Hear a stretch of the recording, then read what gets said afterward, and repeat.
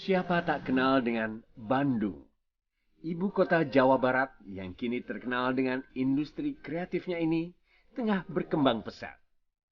Bandung masih menyimpan dengan apik nilai-nilai historis mereka, mulai dari bangunan tua, jalan, hingga sebuah pabrik kopi.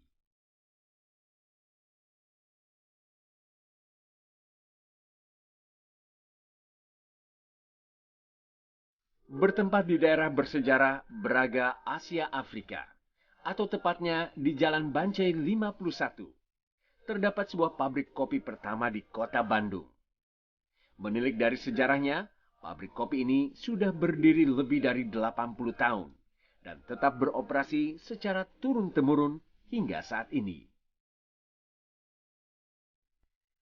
Nuansa tempo dulu kental terasa pada pandangan pertama. Seiring siang menjelang, Anda akan melihat bagaimana pabrik kopi Aroma menjadi tempat penjualan kopi paling terkenal di Bandung.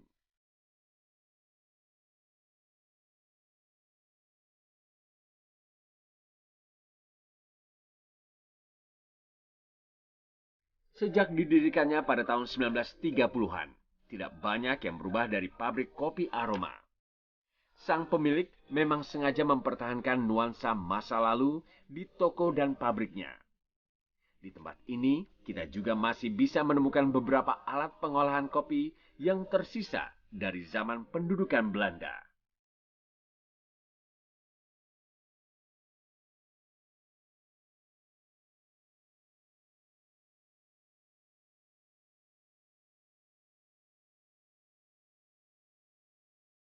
Perkenalkan, Pak Widya Pratama. Pria kelahiran 16 Oktober 1952 ini mewarisi pabrik kopi Aroma dari kedua orang tuanya. Namun tidak hanya sekedar mewarisi, Pak Widya yang juga seorang dosen ekonomi di salah satu perguruan tinggi di Bandung juga mampu mengubah pabrik kopi Aroma menjadi salah satu ikon wisata sejarah Bandung. Saya merupakan generasi kedua karena saya putra tunggal, mau nggak mau saya jadi tukang kopi. Aroma Kopi di Jalan Bancai 51, Bandung didirikan oleh mendiang ayah saya tahun 1930.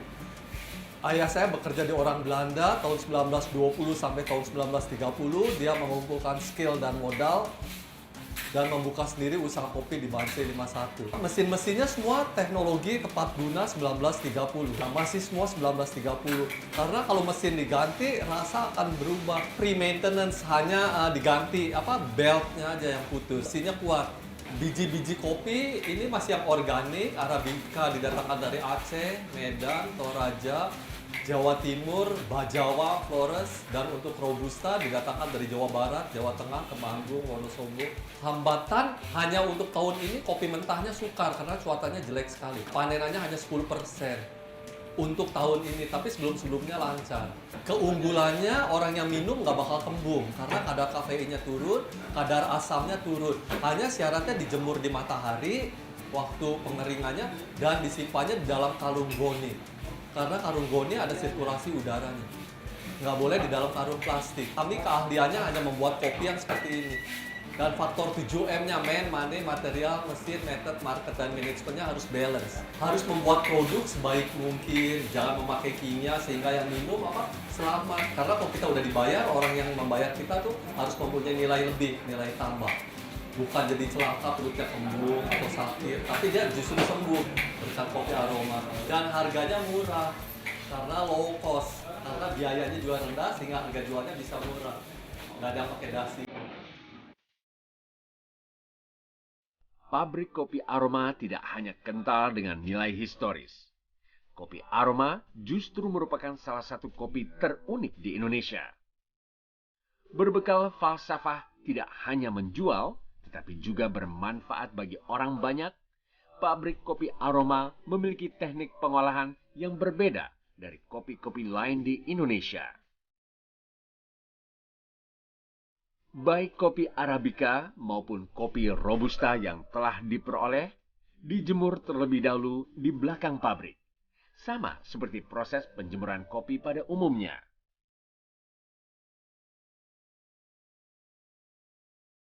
Umumnya biji-biji kopi ini akan dijemur selama 1 hari supaya mendapat panas merata pada setiap bagian biji kopi. Tidak lupa juga agar dibolak-balik.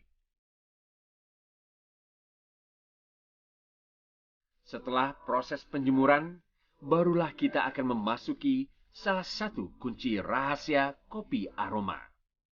Biji-biji kopi akan dimasukkan ke dalam karung goni, lalu disimpan selama beberapa tahun.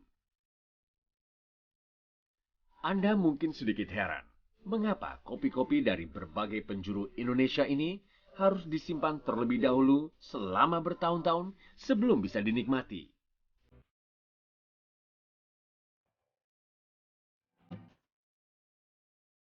Menurut Pak Widya, kopi-kopi yang telah disimpan selama beberapa tahun ini memiliki kadar acidity atau keasaman yang rendah hingga sangat aman bagi lambung manusia. Belum lagi cita rasa serta aroma yang tercipta selama disimpan bertahun-tahun dalam gudang tentunya unik dan berbeda. Menurut Pak Widya, layaknya anggur yang makin lama diperam akan makin nikmat, begitu juga untuk kopi. Lalu bagaimana kita bisa melihat karung berisi kopi yang telah disimpan lama? Mudah saja, semakin lama karung kopi tersimpan dalam gudang, maka semakin mengecil dimensinya. Karung kopi yang belum lama disimpan cenderung berat dan penuh. Sementara karung kopi yang telah bertahun-tahun di dalam gudang akan ringan serta longgar ketika disentuh. Untuk biji kopi Robusta, batas minimal penyimpanan adalah 5 tahun. Dan Arabica minimal 8 tahun. Semakin lama biji kopi tersimpan, maka semakin baik kualitasnya. Biji kopi Arabica dengan tingkat keasaman rendah baik bagi penderita jantung dan darah tinggi.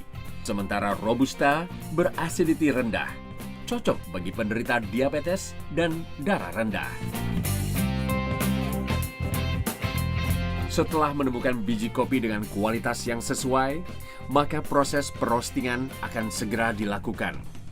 Memang tidak ada yang berbeda antara proses roasting kopi aroma dengan proses roasting kopi lain yang pernah saya temui.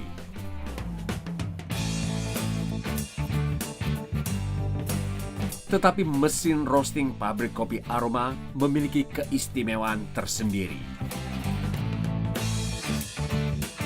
Mesin-mesin ini telah merosting kopi sejak zaman pendudukan Belanda dan hingga kini tidak ada sedikit pun yang berubah dalam proses perostingan di kopi aroma.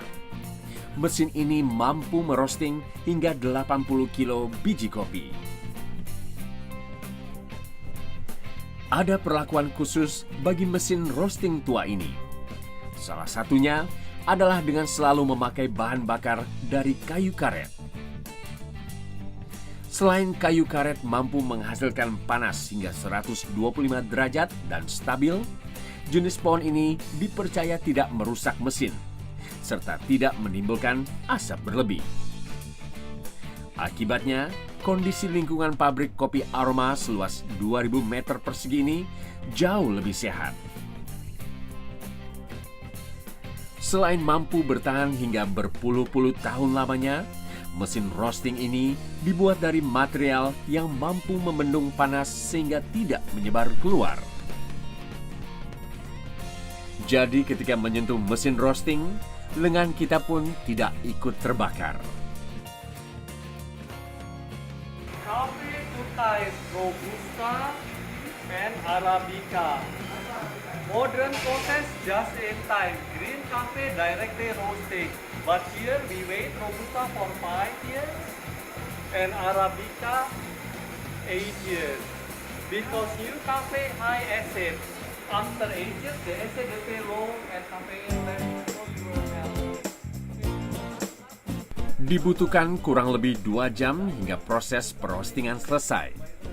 Sembari menunggu, tak jarang Pak Widya mengajak para turis asing yang datang berkunjung ke pabrik kopi aroma untuk berkeliling di pabrik dan tokonya. Umumnya turis yang datang berasal dari Belanda, Amerika, serta negara tetangga semisal Malaysia dan Singapura.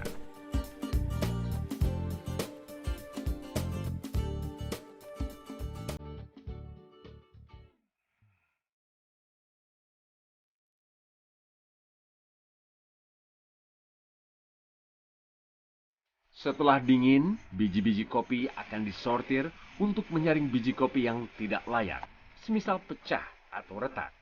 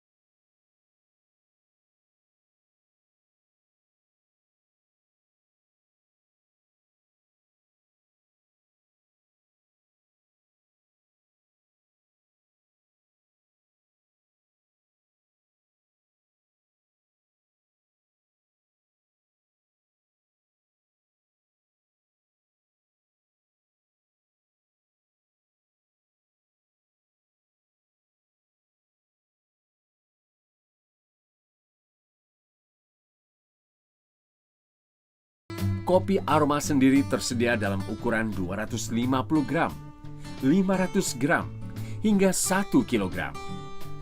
Dengan harga jual yang bervariasi, hal ini memudahkan konsumen untuk memilih sesuai dengan kekuatan kantung mereka.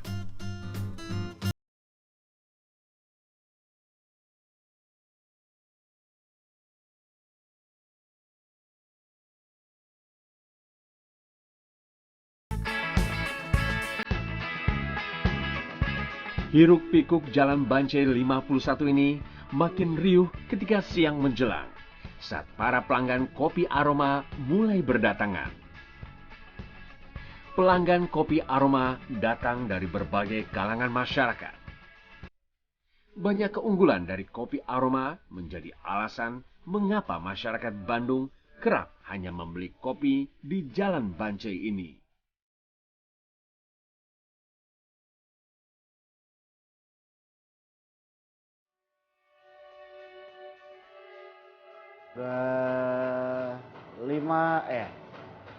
Lebih kali 7 tahunan lah. Nah, yang sudah jelas rasa. Terus pemrosesannya saya pernah ngeliat diajak sama Pak Widya ke dalam.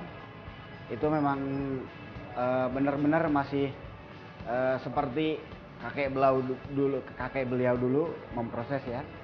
Jadi nggak ada yang dirubah. Kalau misalnya kopi yang lain, kopi biasa diseduh kadang suka masih berminyak. Kalau ini udah nggak. Begitu diseduh dengan air mendidih itu coklat, busa coklatnya itu top lah udah.